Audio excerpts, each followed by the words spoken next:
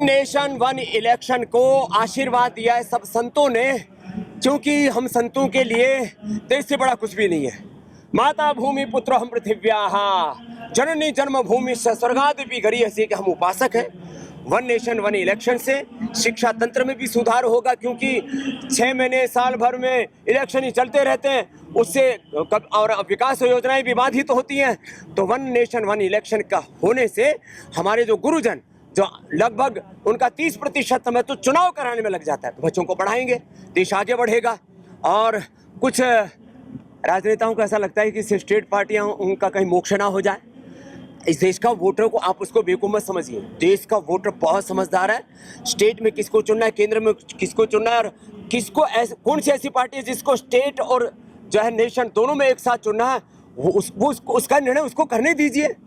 आप अपने राजनीतिक तुच्छ स्वार्थों के लिए इस देश के हितों से समझौता नहीं कर सकते। इसलिए सब संतों ने एक मत से तय किया है कि ये बात दूर तक जानी चाहिए। वन नेशन वन इलेक्शन के माध्यम से ये देश प्रगति के पथ पर और तेजी से आगे बढ़ेगा। देश को प्रधानमंत्री जी ने 100 से ज़्यादा ऐसी विकास योजनाएं शुरू की हैं, जिससे कि 2047 तक विकसित भारत बने। हम तो चाहते हैं कि 2040 तक ही बन जाए। तो इस कार्य से वह और गतिशील होगा ये लोकतंत्र। और चुनाव सुधारों को लेकर के और भी प्रतिबद्ध हमारे देश के प्रधानमंत्री।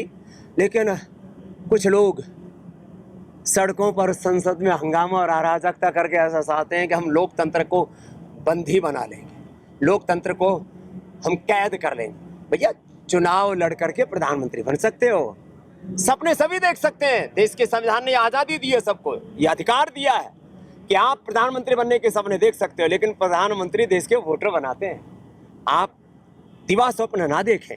हाँ, इतनी बात मैं जरूर कहूँगा, सुधार यद्यपि शिक्षा तंत्र, चिकित्सा तंत्र, अर्थतंत्र, कृषि तंत्र, लोकतंत्र के विविध घटकों में सुधार की आवश्यकता है, और उसके लिए भी देश की सरकार भी काम कर रही है, आगे भी काम होते रहेंगे। लेकिन कुछ लोगों को ऐसा लगता है कि देश में कुछ अच्छा काम हो ही नहीं रहा, इसलिए छोटे छोटे बच्चों को भी 5, 7, 10 साल के बच्चों को आगे कर रहे हैं कि थाना घेर लो, एसपी को घेर लो, डीएम को घेर लो, सड़कों के ऊपर खड़े हो जाओ।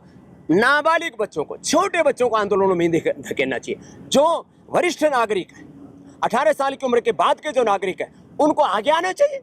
कोई भी आपको लगता है कि कहीं अन्याय हो रहा है, किसी के साथ भी अन्याय हो रहा है, मैं तो कहता हूं अन्याय से छात्रों के साथ हो रहा है, अन्याय से एक मरीज के साथ हो रहा है, अन्याय से जवानों और किसानों के साथ हो रहा है, अन्याय से एक SC ST के साथ हो रहा है, और अन्याय से एक ब्राह्मण के साथ हो रहा है। आज SC ST का कोई अपमान करे तो सब लोकतंत्र की, संविधान की दुहाई देने लगते हैं कि ये तो संविधान के खिलाफ है। SC ST का अपमान यदि संविधान के खिलाफ है, तो एक ब्राह्मण का अपमान भी संविधान के खिलाफ है। कुछ लोग ब्राह्मणों को गाली देने में लगे कि देश में तो लोकतंत्र चल ही नहीं रहा, ब्राह्मण तंत्र चल रहा है, बढ़िया तंत्र चल रहा है।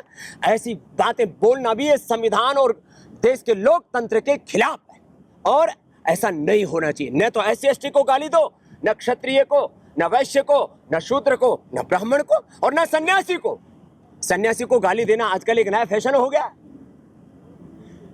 और आपस में समाज में ऐसे भेद की दीवारें खड़ी कर दी हैं, एक दूसरे को एक दूसरे के साथ लड़ाना चाहते हैं। ऐसा नहीं होने देंगे हम। हमने ठाना है कि हम भारत को दुनिया का श्रेष्ठतम देश बनाएंगे, भारत की करेंसी को दुनिया की श्रेष्ठतम करेंसी, भारत की शिक्षा चिकित्सा व्यवस्था को दुनिया की श्रेष्ठतम शिक्षा चिकित्सा व्यवस्था। इसलिए मैंने कहा one nation one election, one nation one education system.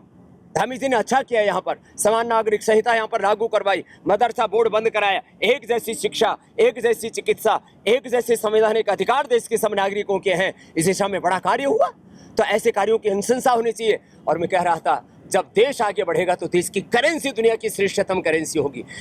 Bharat का पासपोर्ट इतना मजबूत होगा कि हमें 150 देशों 200 में जाने के लिए वीजा लेने की जरूरत नहीं पड़ेगी। ऐसा देश हम सबको मिलकर के बनाना पड़ेगा। तो मैं अपेक्षा करता हूं कि जो भी भारत से प्रेम करते हैं वो इस विषय का विरोध नहीं कर सकते। एक बात वंदे मातरम के भी संदर्भ में मैं भी बोल रहा था, कुछ लोग संस्कृत पढ़े नहीं है, वो कहते हैं ये वंदे मातरम में तो कोई दुर्गा की, कोई और किसी मंदिर की, कोई मठ की पूजा कर रहा है। हम भारत माता को ही कह रहे हैं, वही दुर्गा है, वही लक्ष्मी है, वही हमारे लिए धर्म है, वही विद्या है, वही हमारा मंदिर है, वही हमारे 10 प्रहारों को धारण करने वाली है, वही हमारे लिए अप्रतिम है, वही हमारी इष्ट है, अभिष्ट है। तो जो लोग इस वंदे मातरम में देवी देवता मठ मंदिर इसको देख रहे हैं। मुझे लगता है वो संस्कृत से और संस्कृति से अनभिज्ञ हैं। उनको थोड़ी संस्कृत पढ़ लेनी चाहिए और थोड़ा उनको बोध होना चाहिए कि हमने भारत माता को सारी उपमाएं देगी। हम मेरा मठ, मेरा मंदिर, मेरी पूजा, मेरा कर्तव्य, मेरा मंतव्य, मेरा गंतव्य, मेरा धर्म, मेरा सर्वस्व मेरी भारत माता है। ये वंदे मातरम का अर्थ है। अब उसको लोग ना समझ करके, अरे भारत मेरी विद्या, तुम ही धर्म, तुम ही हृदय, तुम ही मर्म, तुम्हार प्रतिमा घड़ी मंदिरे मंदिरे, तो सब कुछ जब हमारी वाणी विद्या दायिनी माँ तुम ही हो, तो हमने वहाँ कोई सरस्वती की उपासना नहीं की, कोई दुर्गा की उपासना नहीं की है। जो ये कहते हैं अबला के नु माँ, ये तो बोले, अरे कौन कहता है माँ तुम अबला हो? तो माँ की उपासना को मठ मंदिरों से, देवी देवताओं से जोड़ करके फिर ये कहना कि ये तो इस धर्मी संस्कृति के विरोध में, ये सब बौद्धिक दिवालियापन है, ये ठीक नहीं है।